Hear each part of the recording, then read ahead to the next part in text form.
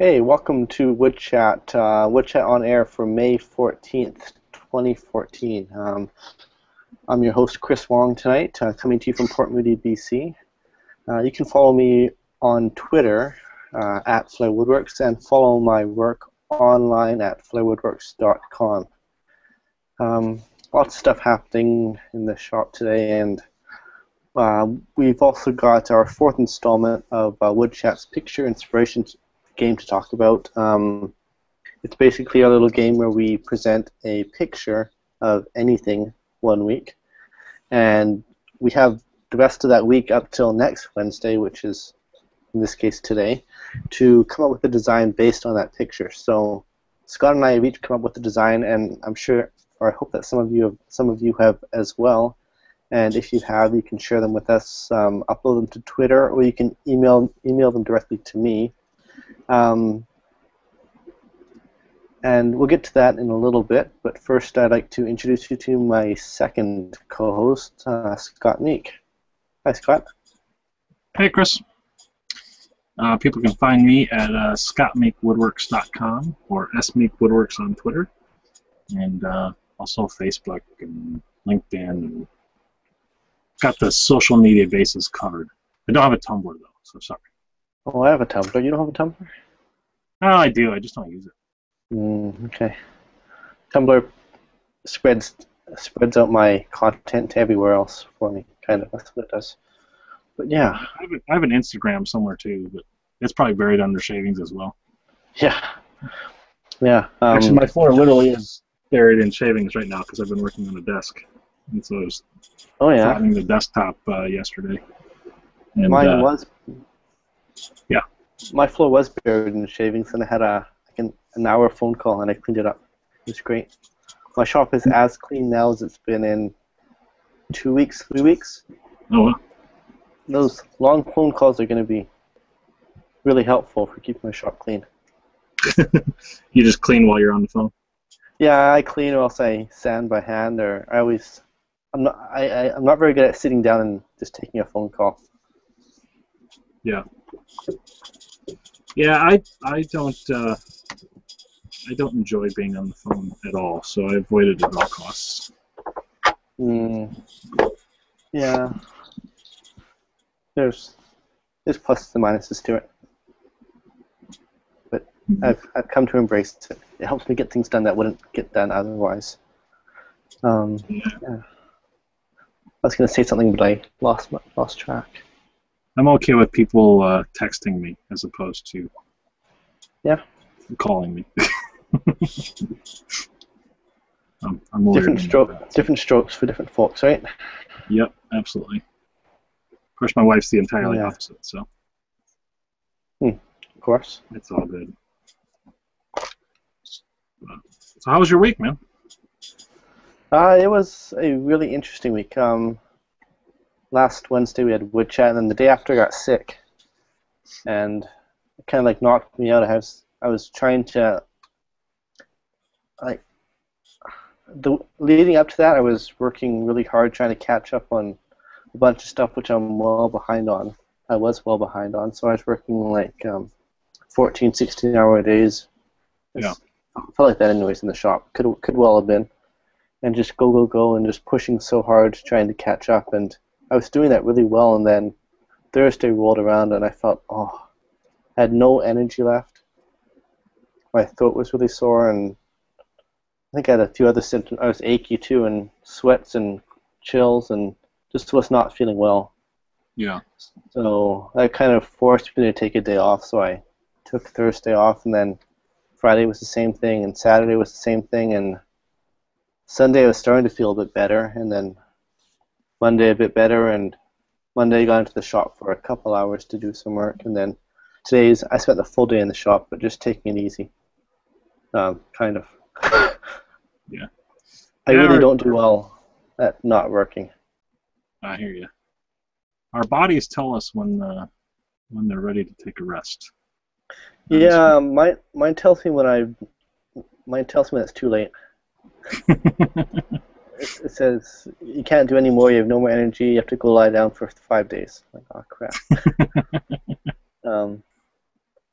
I don't know if I just Yeah. need to stop working as hard. It was hard. Even when I was sick, when I wasn't able to work, I still wanted to go down and do light work. I wanted to Yeah. go clean up the shop. Wanted to do some light detail work or something. Yeah. I just resisted. Cool. Yeah, I had my aunt came into town this past weekend, and so I took part of Saturday and Sunday off.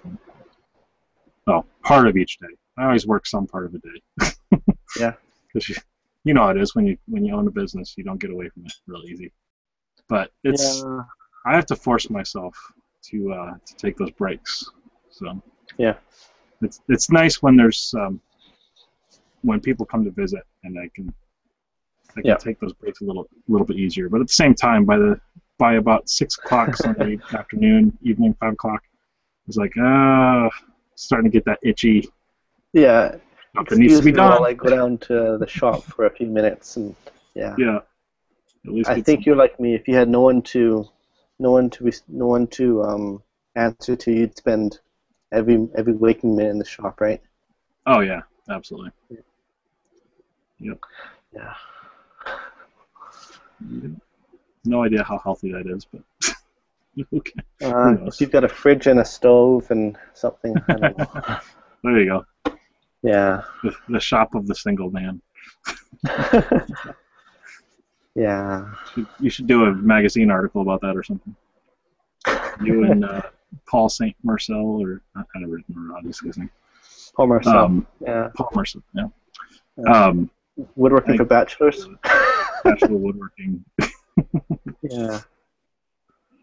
Yeah. That could be quite entertaining. Actually, I have an idea for that because I've been asked to write an article that's not a factual article. I think it's what I was asked a few months ago, so I can't quite remember what it's about. But I think I might be able to write a little dialogue like that. And Yeah. yeah, in the ideal world. So we're short one guy. We haven't mentioned that yet. Oh yeah. We Sing a kicked song Matt about out, and he's never coming. No, just kidding. Yeah. He's stuck at work, so. Yeah, Matt is stuck at work. So I sent him a link to take this job and shove it. Yeah. To inspire him to blow Take off his work and job. come to us. Yeah, which is funny because both of us are at work, are we not, Scott? Technically, yes. Yeah. I guess we're not doing paid work per se, but we're only a few steps away from our benches where we do most of our work. I'm not even a few steps. I'm literally No, half a step from each bench. I'm one giant step away from my bench, which is in the middle of my shop right now. I need to build some cabinets for the bottom. Oh, yeah, I want to show you this here. So I've got a boom arm in the way here, but You just built the new bench, right? I did. Or you're in the So middle of it? Or? I've got these two bench slabs here. Mm-hmm. They're about 10 feet long, and they're going to stay as bench slabs. But what I want to do with them is create two support cabinets for them. Okay. 2 or 3 or 4, and I'm working on that. That's one of the projects I started just about an hour ago. They'll be on casters to roll around, and they'll be nice and sturdy, so I can drop the bench slabs on top of them, one or two of them, and support the bench, and also provide a lot of storage for tools underneath there. Yeah. So I've got some full extension drawer sides to put underneath, and I was working out the size and how I'm going to build the drawers and a couple other details like that. I saw a really good article in the latest issue of Canadian Woodworking about a very similar design, actually. He had some rolling cabinets that slip under a bench. I can find the picture like that. Now, when you say that the bench slabs are going to stay bench slabs, did you have other plans for them at some point or something, or were they going to be like mobile or something? Okay. Well, this is they're not going to be anchored to anything. Oh, okay. The bench will just sit on top of the Yeah, The they're top will sit on basically top. Japanese planing beams. Okay, I see. And in the Japanese style of woodworking, that was it's just a big piece of wood that sat on top of two sawhorses, and Okay. that was their workbench. They could secure a piece of wood to it with a dog, and then Yeah. work around that. And just the mass of that beam was enough to immobilize it. Now you put a wagon vise of some sort in it, correct? I did, yeah. I have to do a blog post about that. Cool. For a little bit later, though. Doing any other vices so on it, or is it just purely not yet? A planing surface? I have a Tucker vise which I want to put somewhere. The only thing is, if I put a Tucker vise on it, it's going to make it awfully difficult to move around, maybe. Yeah, definitely. Not that a 10-foot, 2.5-inch thick slab isn't hard to move around anyways, but make it a little bit harder. Yeah. Just want to show you this magazine. This is their small shops issue. Is it coming up here? Okay. Do you see what I see? Canadian Woodworking Small Shops. Yep. And this one here. I like this article here. So you can scroll here. He's got these carts. Lots of drawers in them, 2 rows of drawers. Okay. Or maybe one bigger at the bottom, and it's the same height as this workbench, it looks like. Yeah, and I just need to figure out the right dimensions so that I can make them useful in my shop. Yeah. The right height, the right number of different things, and figure out how to get all my tools in there organized. I got a question for everyone here today. I want to keep all my tools fairly organized. Like, she's got little dividers in the drawers. I don't know if you can see that there. Mm-hmm. So each chisel has its own space. What's the most efficient way to do that? To give each tool its own space, so when you close the door, everything doesn't roll around. Just cut it out with foam. Yeah, that's gonna be the easiest. Just get a foam sheet and then yeah. a knife or a bandsaw or something. Get yourself. Hold on one second. Let me show you.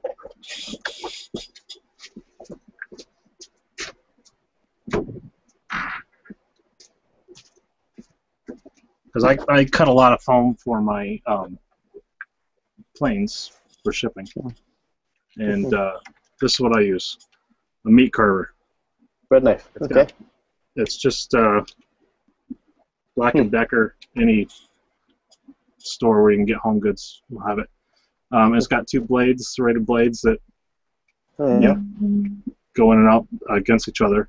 But the guy at the foam shop that I buy my foam from, that's what he told me to use to cut foam, and it works great. But I think Scott, you need to make a farce video about cutting dovetails with that. That would be funny. I do need to make a video. I've had a couple people request it, and another person requested it this week, of what to do on a plane when like if you need to close up the mouth of a plane, like if you screw up the first one you make or something, or this one, the guy was planing something, hit a knot, and it literally broke a piece out in front of the blade. But I've got to put together a video. I was supposed to do it already, but how to put a patch in front of the mouth of the plane. So, not too difficult, but just a little instruction. The other way you could do it, I guess, is to shim the bed up, right? Yeah, and you could put another little sole on the bed, but you can get it. Yeah, you could either resole the bed or put a shim on top of it. Yeah. Or you could get a thicker blade. Or thicker. That's the real reason for all the thick blades now. All the old planes were wearing out. Their mouths were getting too big, so thicker blades solves that. Yeah, actually, the blades that Rhett Fulkerson sells might be a good good replacement for something like that. Then you just open up the mouth of the plane to fit the new blade. Yeah, And they're as long tapered as too. you didn't glue the cross pin in, so the cross can pivot, which is how I teach to do it anyway. So Right, right. Yeah. Might have to make a different wedge. I don't know. Who knows? Yeah. But putting an insert in front of the blade, in front of the mouth, is not that difficult. So Not that big a deal, no. I wouldn't imagine it to be. Okay. Do we want to get to our little game here? yes, let's do that. Okay. So I know let's. everyone on Twitter is just waiting with bated breath. So let's start off by looking at what we left off with last week, or rather, what the inspiration was. Yeah, I missed last week, and I've not gotten a chance to go back and listen to it. So Okay. I trust you. Why did the It because picture you and told. Yeah. what's the status on that, or like where'd that come from? The story, I should say. This is just a picture that I found on a design blog that I thought was really cool, and I liked the mechanical motion of it. How you can raise and lower the candle, and then turn the I guess the pin, the lever, to adjust the height. And I thought that'd be cool to see what we can come up with based on that design. So if you're watching right now, get out a piece of paper and pen and just draw down a sketch of something that you think of. The first thing you think of when you see this design here, based on the shape of it, marble or a candle or that little mechanical movement there. Drop your design and tweet it to us using the hashtag Woodchat. I threw together a quick little design which I quite like, but apparently Scott went through all the trouble of building a prototype. Mm-hmm. Why don't and we? I'll show it in a second. Sure. I've seen something like this Canada before. I can't remember for the life of me where I've seen it. It seems like it was a shaker design. It was in wood or something. But that same type of concept where you can raise the candle up as the candle burns down. I'm trying to remember what it was I saw. I thought of it when I first saw the picture. I haven't been able to figure it out. So. Yeah. I saw a really ingenious candle that, as it melts, the molten wax drips down into a reservoir below, and it forms a new candle. That's ingenious. Mm-hmm. You just flip the candle upside down and you start again. Yeah.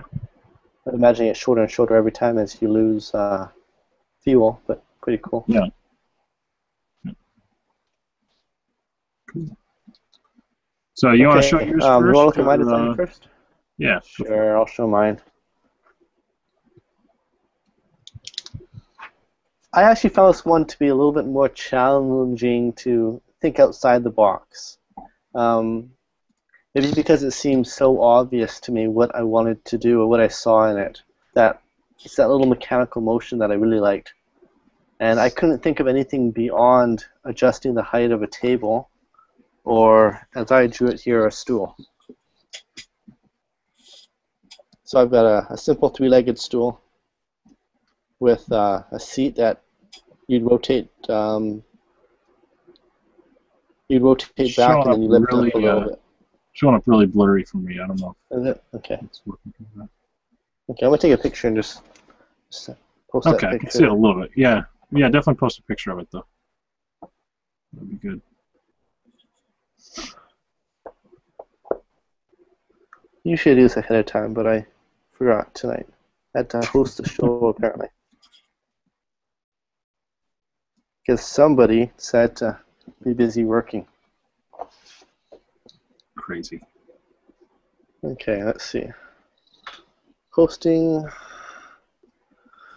Okay. For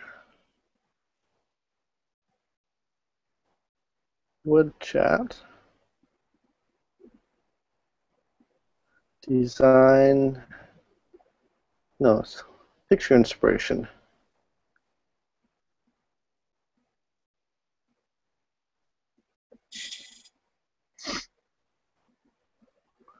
Okay. that picture is on its way. We'll have a look when it shows up.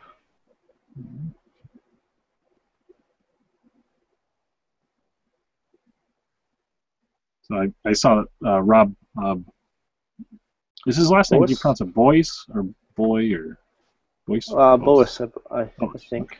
I asked him about it once because in French that word BOIS means wood, right? And that's pretty suiting to it for a woodworker.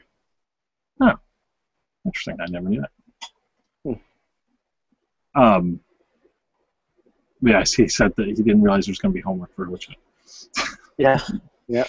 Rob, if you're still watching it, it doesn't have to be anything spectacular. If you've caught our past sketches, they've been.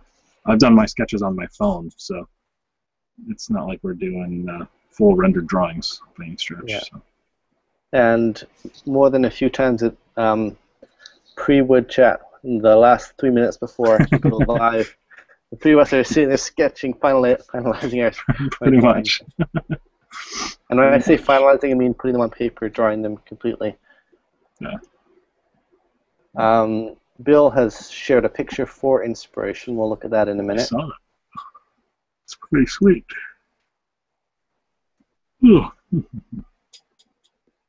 So where's that picture of mine? Is it actually coming? I'm not seeing it. Huh, maybe I should send it. Oh, I just lost the caption. That usually helps to hit send.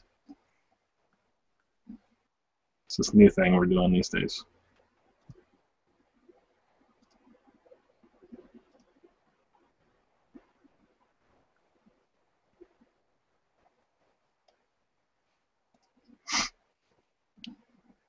And it's away. Okay. All better now. Okay, so that'll take a few seconds to show up, I would imagine.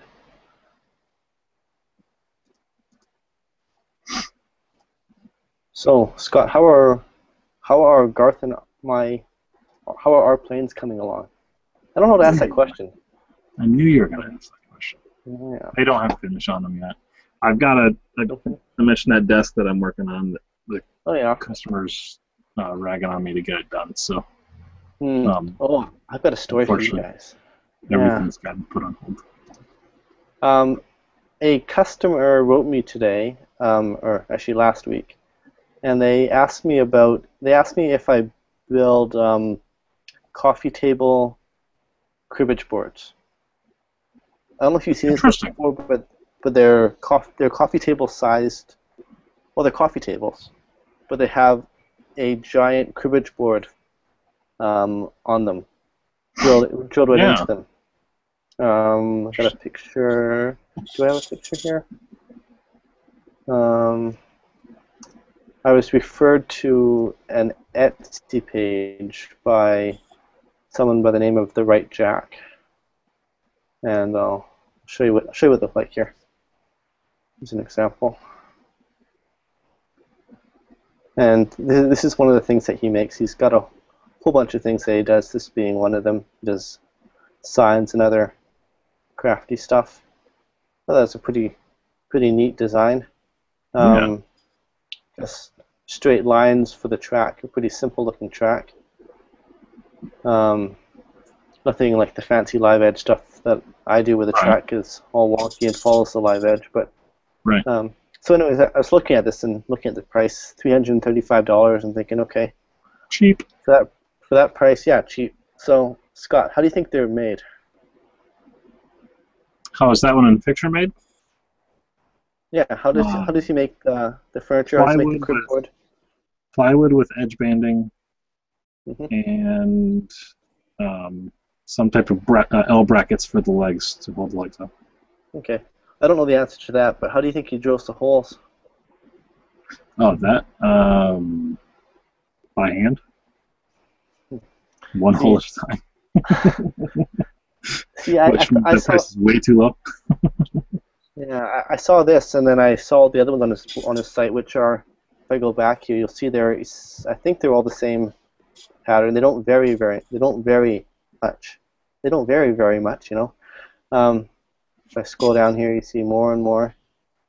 So I thought, yeah, for the amount that he's doing, well, this is a template, never mind. For the amount He he's probably doing, just took a bunch over to CNC. yeah, drop it on the CNC and then Yeah. pass it off as handcrafted because he's hand loading onto the CNC, right? That's what I figured. For $335, that's what I'd be doing, right? Oh, heck yeah. If You have CNC, to. of course. You have to. Yeah. Oh, So, I think you'd have to do that on CNC no matter what price you're charging.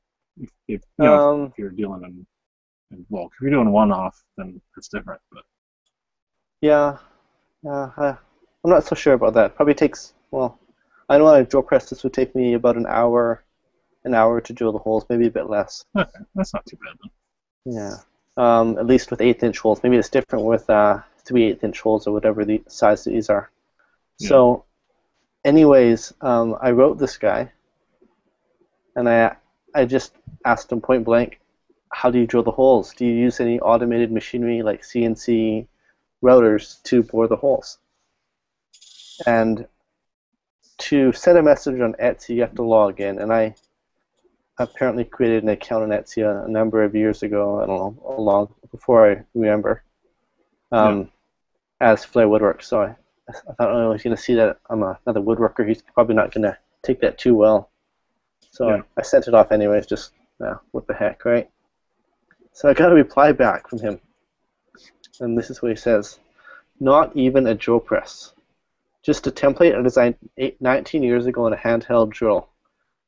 Then I flood coat the table with an epoxy, and with a Q-tip I wipe out the excess from the 255 holes before it hardens so the pegs fit.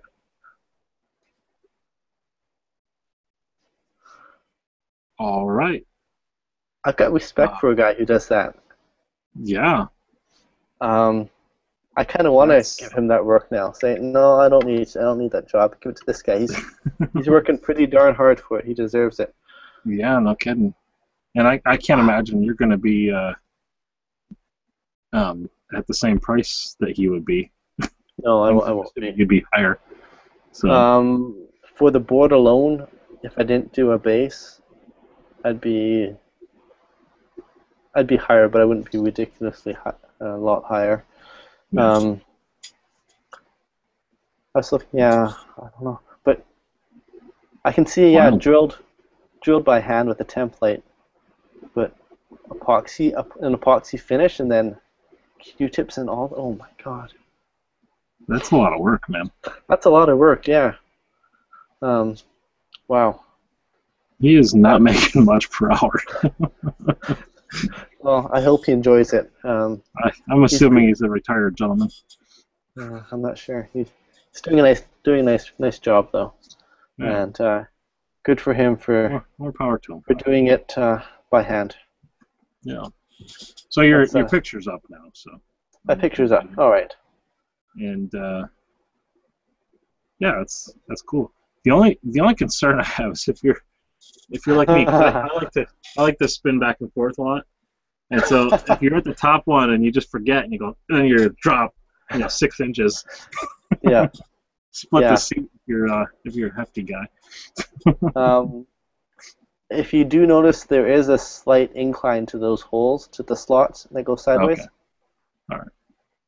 All right. With purpose, so that you don't do that. But that is a good point. To combat that, I guess I could make the seat swivel and require you either to put your hand on the stem to adjust it, or else make the seat a two-part, so the outside doesn't swivel, the inside swivels or something, where the top swivels. So then you just grab the bottom of the seat to swivel it into height. Yeah, that's a good idea. If you had the bottom, I'll go back and revise. You could use one of those round Lazy Susan type of deals, and that would work really good. Yeah. So if we expand on this platform here, this is the sub seat onto the post. Then you have a Lazy Susan bearing there, and then you have the actual seat on top that spins. You Yeah. can spin on top, and then all you have to do is grip the seat from the sides, then rotate it and drop it down. Yeah. You could really do it up Yeah. and have the top seat literally lip over the lower seat, so You you could. wouldn't even see that. Kind of cool. Man, we're good. That's an interesting idea there, man. Next shop stool build-off. I should pin that right now.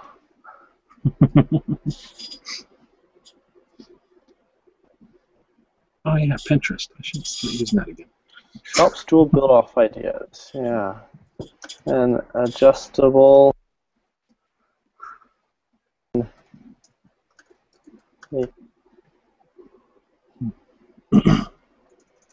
Add a lazy Susan bearing on the top.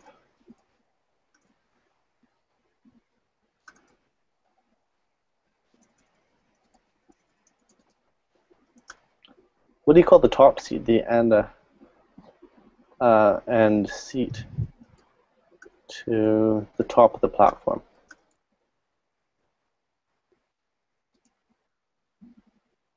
For a safe swiveling seat. There we go.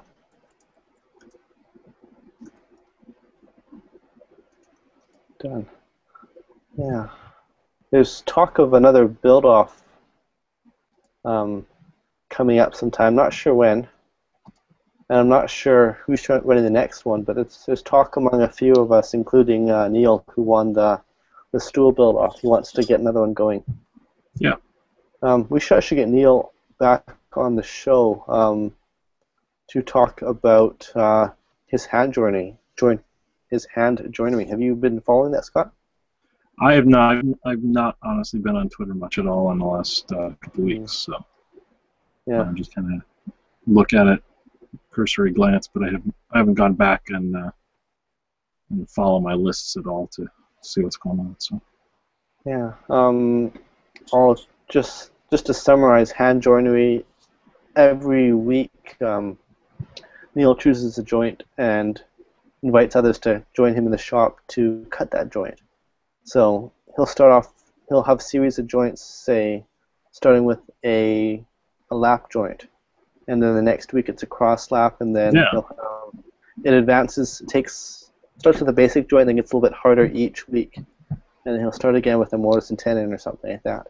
So it's a great way to practice your joinery, definitely, and your layout, and also have an opportunity to be in the shop with other woodworkers doing the same thing as you, so you can see how they're doing the same thing you are. And a side bonus, which I think is especially valuable, is you end up with a collection of samples of joinery. You've got all these. You got this box of samples. You can show someone, this is what the joint looks like here. You can pull it apart and it does this, and this is how it holds together. And I think that's a great idea. cool. We'll have to get Neil on the show someday. Definitely.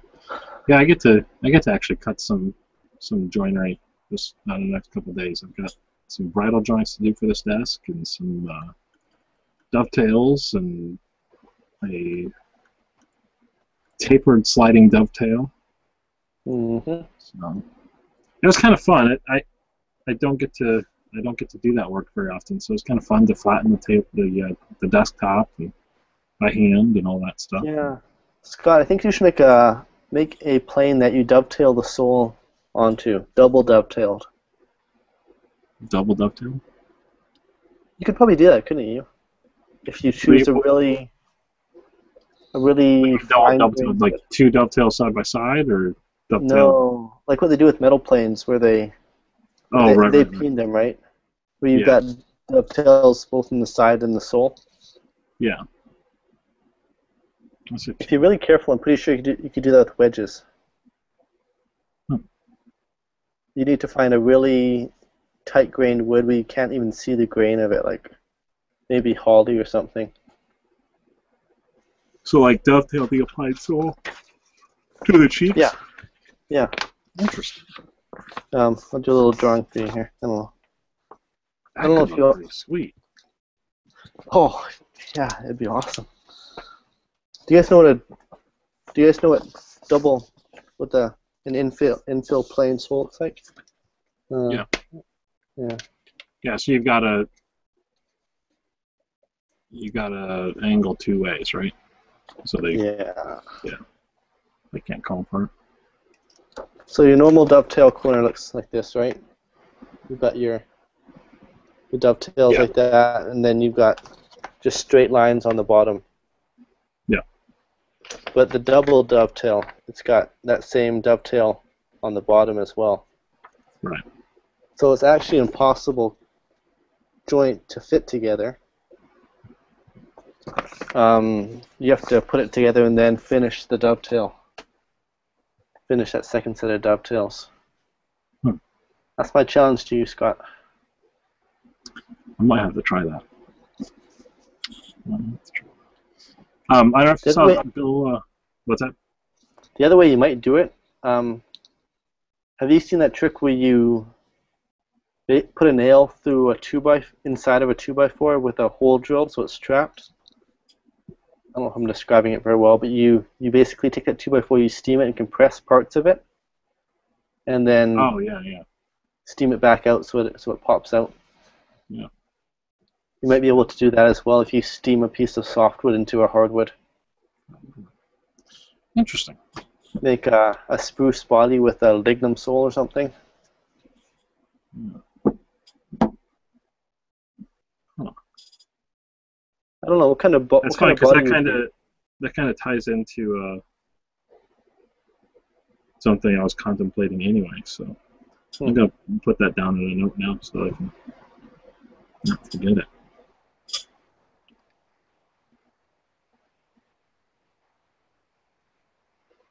I've got all kinds of ideas. I still want to make a stone plane or concrete, and kind of like a hybrid between wood and concrete. I think a concrete infill would be kind of cool. Yeah, if it's done right, absolutely. Yeah. I don't know if you saw Bill Griggs says that Rockler makes a cribbage template. Yeah. Lee Valley sells one as well, just for that standard track that we showed, except on a regular scale. Right. Yeah, not the oversized. Yeah. Robert Egbert, Sandhill Woodworking, said that he did a pencil holder with 250 holes in it, and it drove him bonkers. I'm trying to imagine what a pencil holder looks like with 250 holes and why it would have so many holes. Yeah. So, Robert, we want a picture. You want to see this? Pictures or it didn't happen. That's the internet way. All right. So, yeah. Since no one else has come forward with their designs from inspiration, I will show mine. Need a match. Oh, broke the match.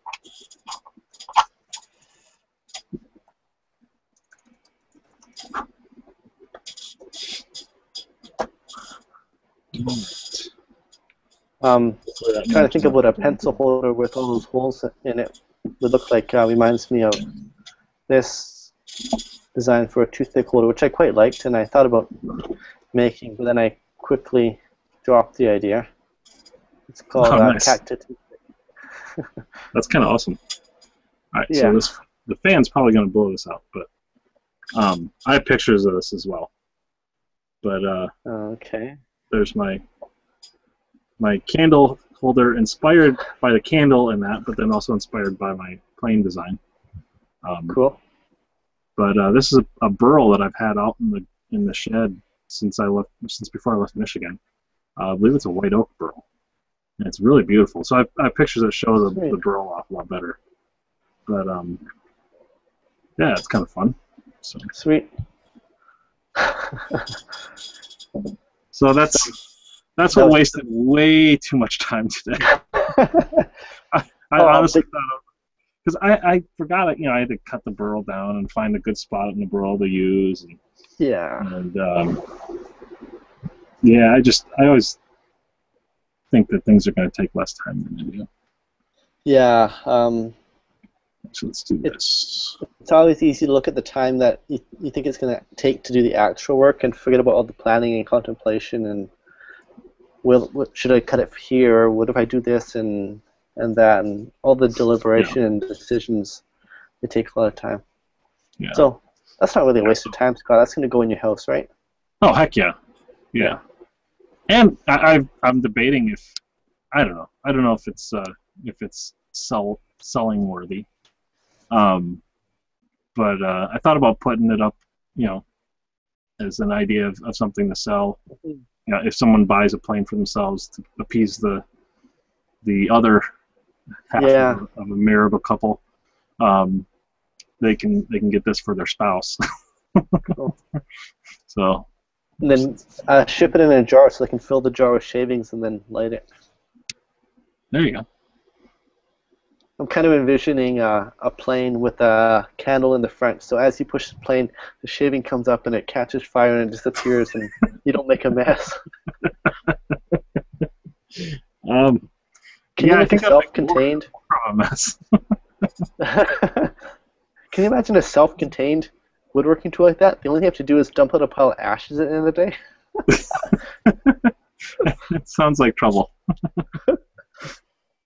Sounds like trouble. Oh, I want to try that now. But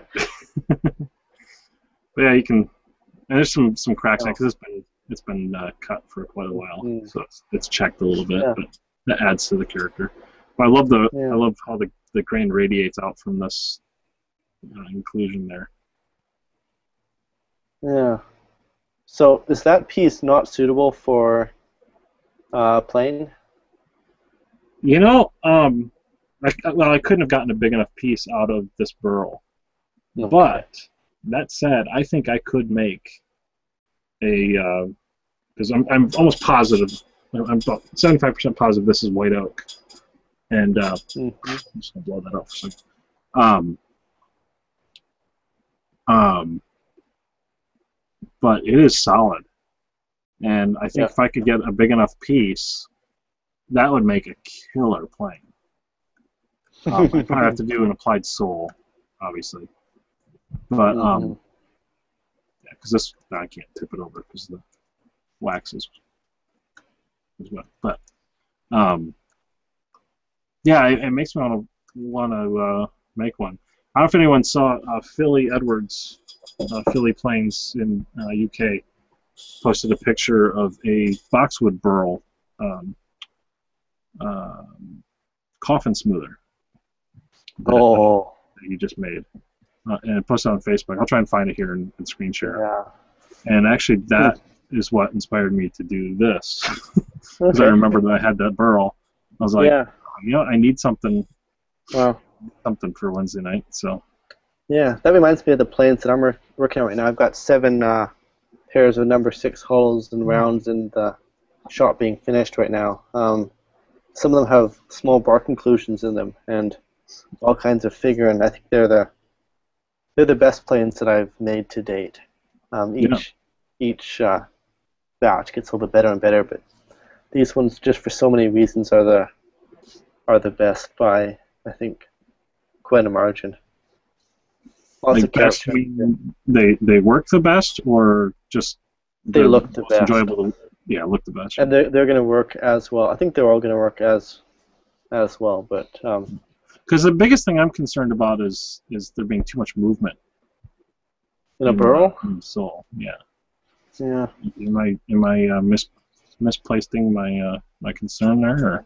Or? I think burls tend to be more stable because grain goes in all directions. I don't work with burls though, so I can't really tell you. No, I can't really say. Yeah. Interesting. But yeah, so now I need to find some white oak burls that are a little more solid and a little bit bigger. You're still screen sharing, Scott. There's what? You're still screen sharing, by the way. Okay. Okay. So if anybody else has any designs they want to share based on that candle holder, you can share them with us. At this point, I think I'd like to share the photo that Bill brought to our attention for inspiration, which we'll use to inspire next week's designs. And oh, what do you think? What do you think of this picture, Scott?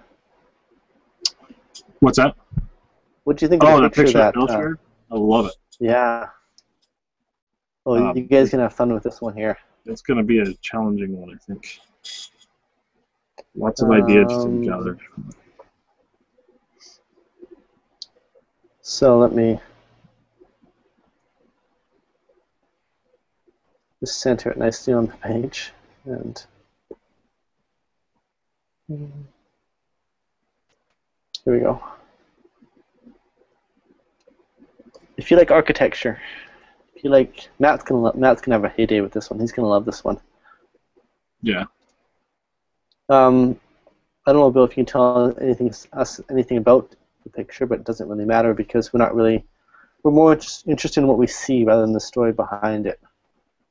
So I'm not even sure what this is here, but lots of strong lines in here.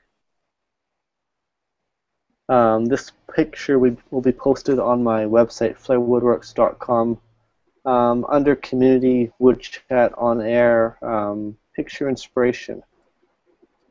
And you can check it out there and study it and figure out what inspires you to design. You can, as I did, do a quick sketch, or else you can, if you feel like it, do a CAD drawing, or as Scott did, you can make a mock-up or an actual product based on anything you see in this design, in this picture, something that inspires you. And bring it back to us next Wednesday at 7 p.m. Pacific, 10 Eastern. And we will share our designs and discuss.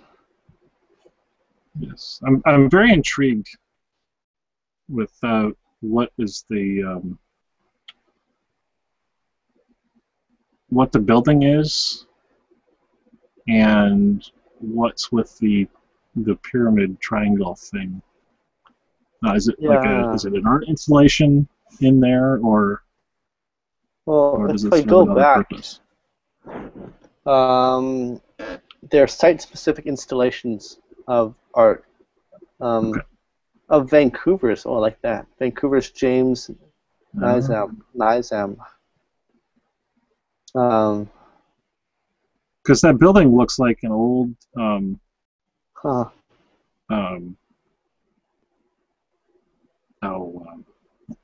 temple, but cathedral.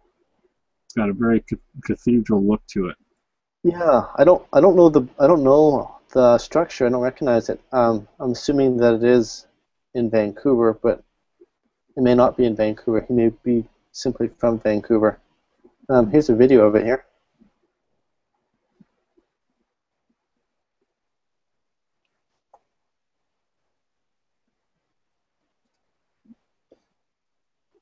Are you able to see the video? I was looking at something else. So. Okay, I'm trying to screen share. I don't know if it's working or not. I saw something moving just in the corner of my screen. But...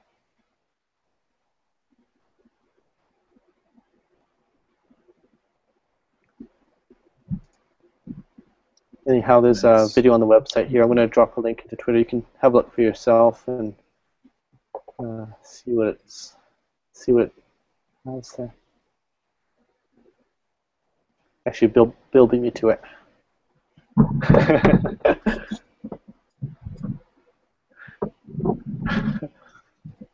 Robert's funny. How about Ted's woodworking plans? Yeah, Ted's back at it again. I've been getting all kinds of spam from him about. Yeah, I have too. When I say him, I'm referring to the presumably fictitious Ted. Yes. Trying to sell me 21,000 plans or something to make woodworking projects easy. If I ever find Fred, I'm going to punch him right in his... Or Ted, I mean, not Fred. Punch him right in his nose. I took a different approach. I challenged him. I told him that I need a design for my V-table, and if he could please make one for me, I'd be appreciative.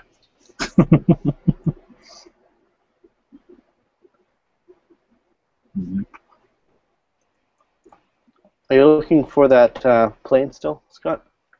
Oh, yeah, that's right. Sorry. Got distracted looking at that picture.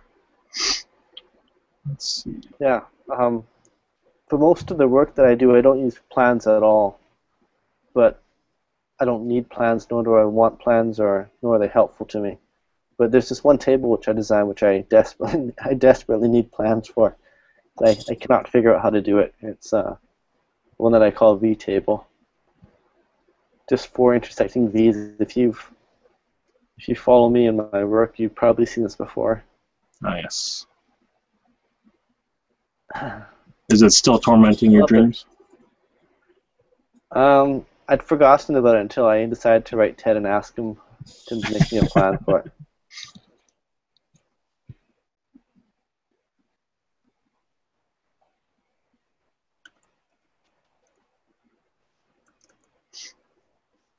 Cool. All right, so I don't know if I think I'm screen sharing. Okay. Yeah. Yep. Yeah. So here's Philip Edwards' plane, Billy Planes, and it is.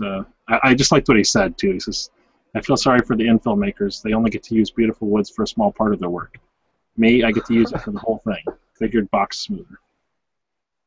So yeah, it's just it's a beautiful plane. Absolutely. Yes, it is. I don't know. That picture doesn't seem to do justice to me, though. For me.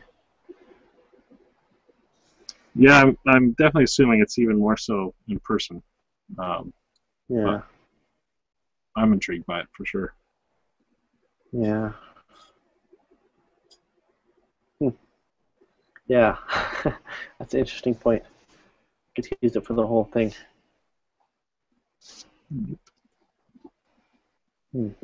So, you're going to try and make an oak burrow plane? I want to now. I gotta find a good one. Do you have a list of What's that? Do you have a list of dream planes that you want to make, that you want to attempt to make?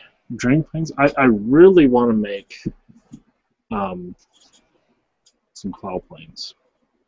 Okay. Or at least a plow plane. With a fixed fence or a adjustable? I'm trying to decide if I want to go the route of like the DL Barretts, where it's it just goes all out and tricked out with brass and whatnot. Yeah. Yeah. But I picked this up last year at I think I shared it before. That Ed, I don't even know how you say his last name. The antique tool store above Roy Underhill's school, and so this is a Marples, Joseph Marples plow plane, and I was drawn to it immediately when I saw it there, and spent a lot more for it than I probably needed to, but I fell in love with it, so I couldn't leave it there. But it's got a lot of this is all boxwood here.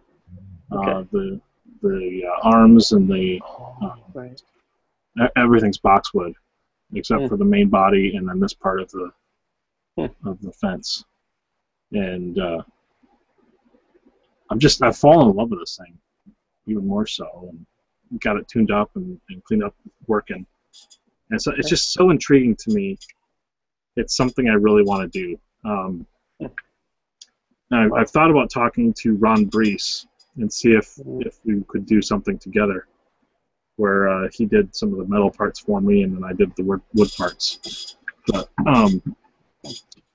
yeah, I either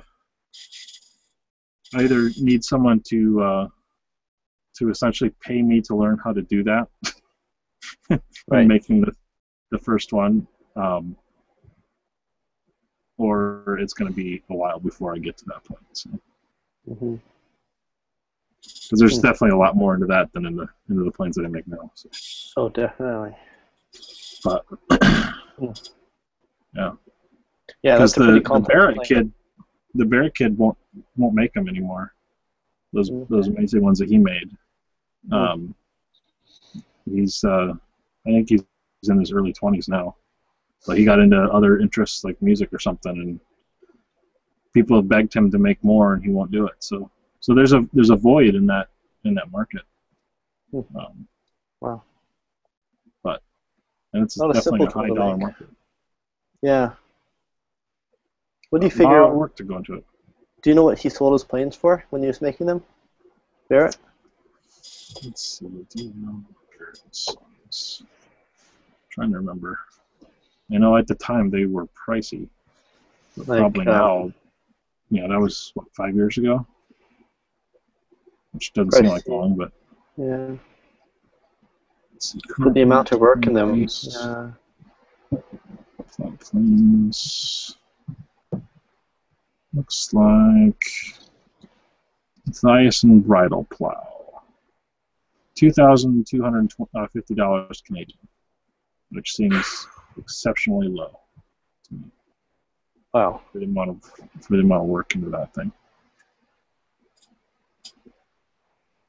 But I don't think that's the tricked out one either that his son was making. Speaking of tricked out planes, do you have any idea what Albio, what's his last name? Rios? Do you know what he sells his planes for? No. We should get him on the show. Yes, we should. If you don't know who this guy is, you should check out his work. Scott, does he have a website, or is he just a Facebook guy? Just Facebook, I think. Yeah, okay. Yeah. Can you drop a link into Twitter there? We should try to get him on the show. He's a really cool guy with some really interesting, unique designs. I think English. If you haven't seen it before,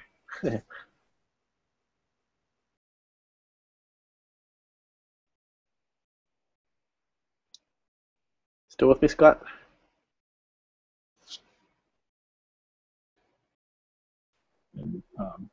Yeah. He's amazing, though. All right, why won't this page load? There we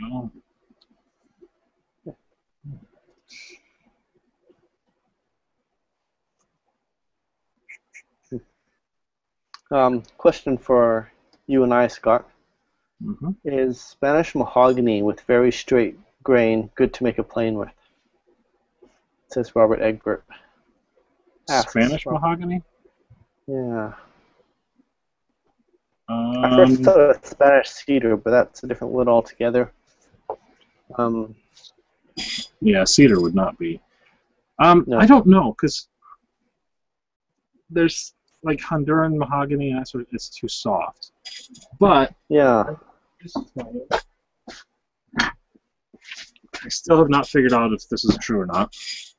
But this piece here was sold to me as Cuban mahogany. Okay.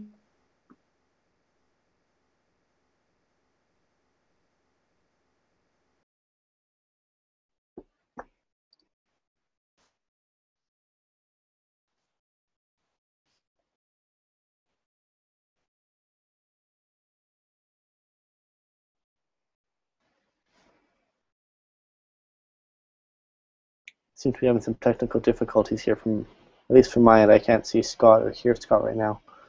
To address Robert's question, Spanish, well, I can't address Spanish mahogany specifically, but mahogany, the family of mahoganies to me seem a little bit on the soft side. I'd be concerned with the ability for the plane to stay flat over time, which isn't really necessarily a problem. It just means that you'll need to straighten or flatten the plane more often. It'll wear more quickly, and the mouth could open up more quickly. It's also a lighter wood as well. I'm speaking generally about mahoganies again. And that lightweight can be good if you're doing a really long plane or a really big plane. So if you're doing a jointer plane, for example, where you may not want to have a lot of weight, having a lighter wood would be helpful, would be useful in that regard. And if you're worried about the wear, you can always put on a sole, either lignum or any harder wood, maple. If you glue that harder wood as a sole onto the mahogany body, you'll get the durability There we go. combined Did with I mahogany. did I go away for a second there? Yeah, you were gone for a couple minutes, I think. All of a sudden I realized I was talking and no one was Well, answering. listen. Okay. I just gave them a rundown on my general thoughts on mahogany in general being a bit soft and how it could wear, and you could put a sole on it, and the lightweight would be advantageous. And Robert just says, or just said on Twitter that it's very heavy. If it's heavy, it's probably good. Did anything Yeah. anything about the plane that I made out of some type of mahogany? Did any of that come through?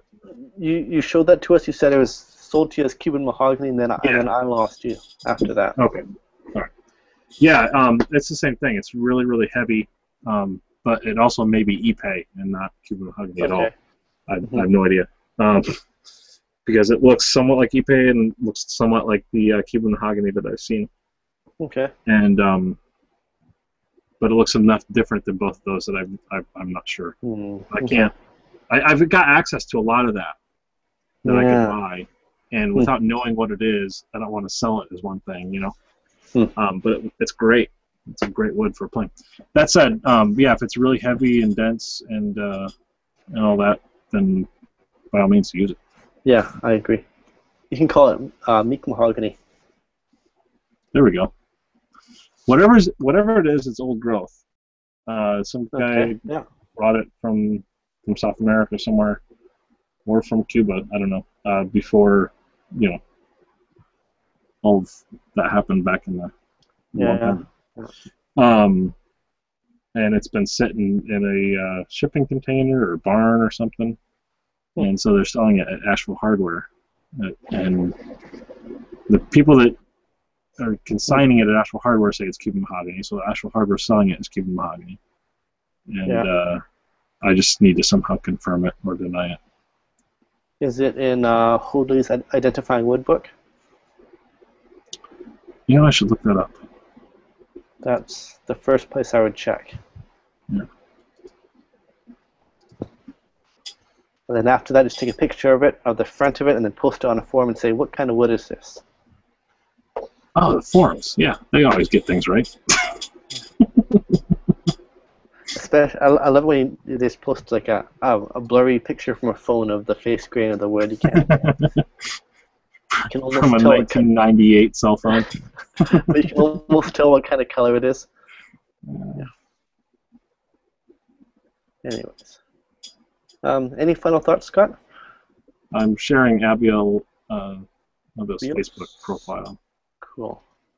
Yeah, we'll try to get him on as a guest. Do you know what time zone he is, Scott?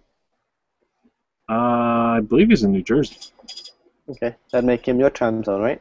Yeah. Yeah, okay. All right, Yep. So we'll try to get Abiel on the show. And today we shared picture inspiration number 4 design. Scott and I each had a design based on the funky mechanical adjustment candle holder, which we looked at the previous week. And this week we looked at a really interesting architecture photo that Bill Griggs brought to us, some arches and pyramid suspended in the middle there, and that will be posted to my website at flairwoodworks.com. You can have a look at that image and study it, and come back next week with a design based on that.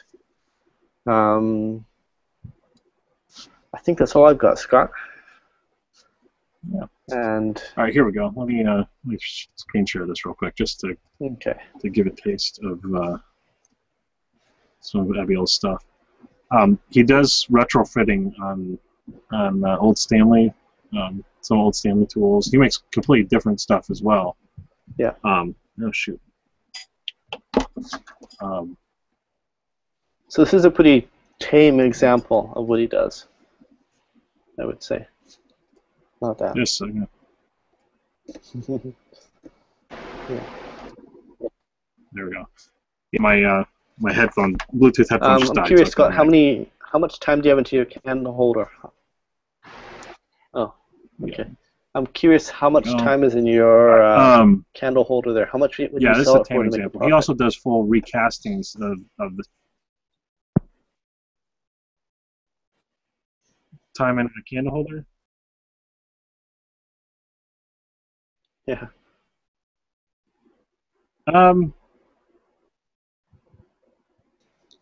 I don't know. I probably couldn't make a profit on them because people aren't Yeah. going to want to pay the same for that as they want to pay for a plane. So Yeah. it's probably not even worth considering. I still like my idea So, of a but I definitely self. got a couple hours into that Yeah. once I got the blank cut out. I still like my idea for the self.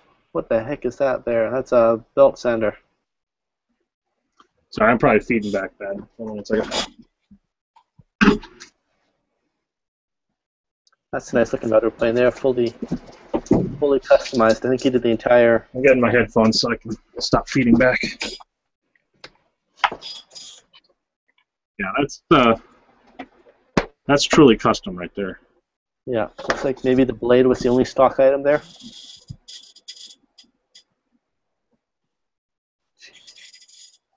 Yeah. Yeah, and he buys some pre-band ivory stuff and uses ivory in Yeah. these Yeah. things, little piano keys and that sort of thing. So, but pretty amazing craftsman. Yeah. I don't know how many tools I know he's done, but when Fred West passed away, he was just getting into some fabulous stuff. yeah. I think Vic actually has the Tucker Vice he bought from him. Yep.